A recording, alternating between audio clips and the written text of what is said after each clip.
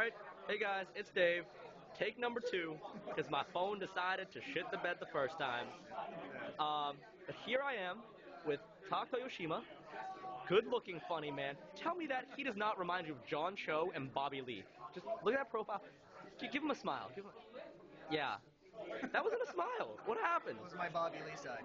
But this man is also the creator and artist of the Secret Asian Man comic strip, and I'm here to ask him a few questions today, such as, how's it been overall throughout the day? Today's been good. This is the first comic show I've done in 2-3 years, so it's kind of nice to get back into the convention mode. For a while I was, when the comic strip was being syndicated for United Features, I was just nose to the grindstone working on the strip. Didn't really have time to jump on other projects and do that kind of thing.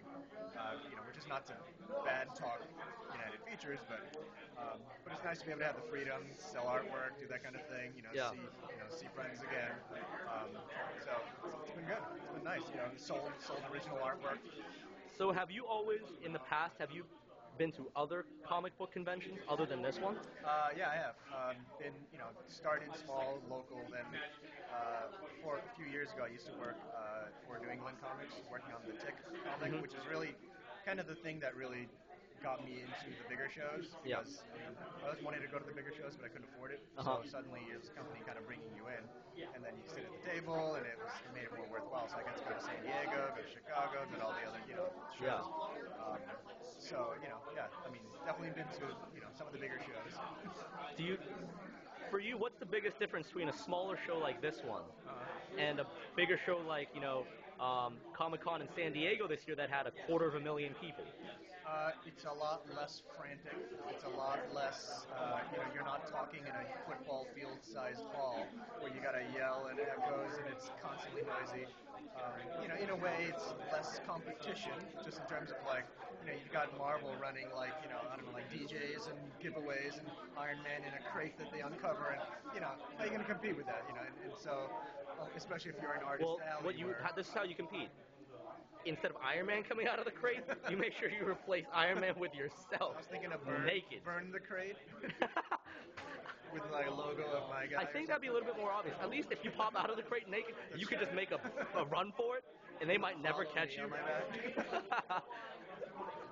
No, have a picture of you on your back flipping off Marvel as you're running. I think that'd be great. But okay, so I guess what really got you into doing this sort of thing? What appealed to you in the comic strip industry?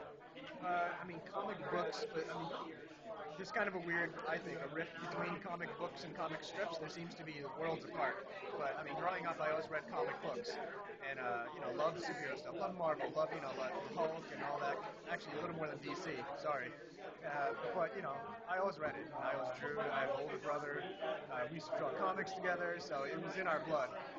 I used to read Japanese comics like Doraemon and Astro Boy and stuff like that.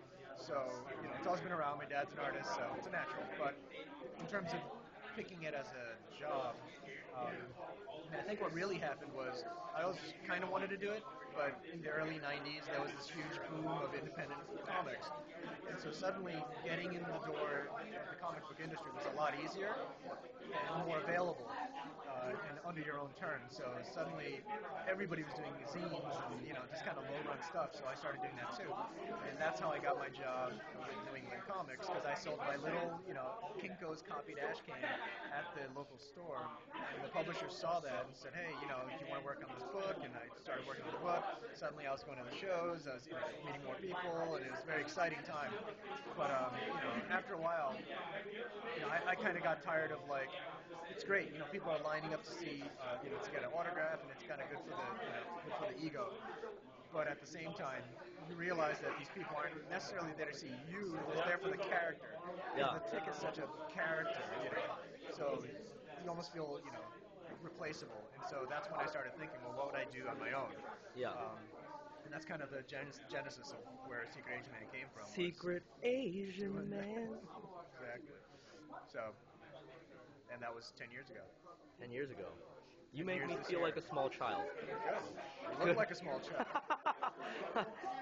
I'm quoting that in the more information box. You Tak look like a small Toyoshima child. has said, "I look like a small child." Nice. Um, so how did the idea for the Secret Asian Man come about? The title itself, just it's a play like that song, "The Secret Asian Man." Beyond that, it really didn't have that much deep meaning, but over the years, people have definitely given it meanings, which is kind of funny. But in the beginning, it was mostly autobiographical stuff, stories about growing up, going to Japanese camp, growing up in Chinatown, being one of the only Japanese kids around, stuff like that. So How is that being a Japanese kid in Chinatown? it's interesting because you get all the you get recruited by Chinese gangsters just like any other Chinese kid growing up. But at the same time, I didn't speak the language, so I kind of got out of a lot of trouble because of that. Um, you go into a store and you automatically fit in because you look like it, but then they talk to you in Chinese and you're like, and then you get the stink eye and they're like, oh, they have to speak English. So And Chinese it's people, interesting. Asian people actually as a whole, they got a wicked stink eye. Especially like with the grandparents. Tell me those grandparents don't have like They don't. they just have Forget. that look. They'll never forget. Yeah. They'll remember you the next time you come to the store. So, well, they remembered But me anyway. don't feel bad if you ever felt bad as a kid because you didn't speak language. I don't speak Cantonese either. I speak Mandarin, so I get left out of every single Chinatown I ever go to, and I am one of those people. Terrible. That's even worse. You're Yeah. like, oh, you're one of those Chinese. Yeah. But I'm like, wait, hold on. I speak Sorry. the official language of our country. Why am I getting the stink eye? What is the deal? You hear click clicks behind you. um, all right. So, as far as getting into the industry, Right. is there one single piece of advice that you would consider most important to give to someone if they are interested? I would say probably the single most important thing is make lots of friends. Make lots of friends. Bottom line, because that's a lot of how a lot of these things happen. I mean, obviously draw a lot, practice, do all that stuff to be professional, but at the same time, if you're an asshole, nobody's going to want to work with you. Don't lie to people, don't steal from people, don't, rip off people's work, don't, copy and say that you did it. Lead by example. Hear that, guys? Social networking. Social networking. Somebody should put together a site where like gamers and anime guys and comic people can socially network together and kind of meet and greet. I'm But stealing I don't that think idea anybody's from done you. that. Okay. I'm videotaping this. I'm stealing that I idea give from away you. ideas all the time. Awesome. It's I part of dig the it. niceness. But see, it must be easy for you, Talk, as a good-looking funny man, to make friends. It is. It's true. It's hard to not make friends. Oh, wow. It's a hard thing. I sense no modesty. Excellent. I like that. Boldness. But is there anything you would like people to know about, your creation? Because this is your opportunity to tell them anything you want to say. Well, let's see. I just finished doing layouts for a collected Secret Asian Man strip book of all the dailies from the past 3 years. So, it's going to be about a 232, 240 page book, one single volume, and that's going to be out. My goals for Christmas.